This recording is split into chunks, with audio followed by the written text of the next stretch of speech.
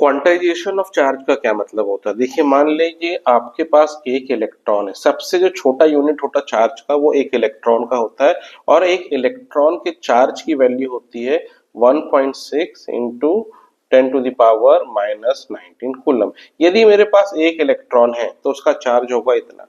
लेकिन अगर मान लीजिए मेरे पास दो इलेक्ट्रॉन्स हैं, तो दो इलेक्ट्रॉन को कितना चार्ज होगा? इसका डबल हो जाएगा।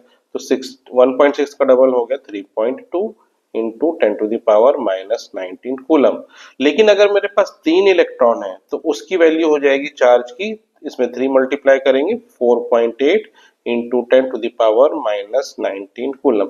यानी इसका मतलब क्या हुआ, मुझे या तो इतना चार्ज मिलेगा या इतना या इतना, लेकिन इसके बीच का कभी नहीं मिलेगा चार्ज। जैसे मान लो 1.6 और 3.2 के बीच में एक वैल्यू आती है 2.5 इंटू 10⁻⁻19 कूलम।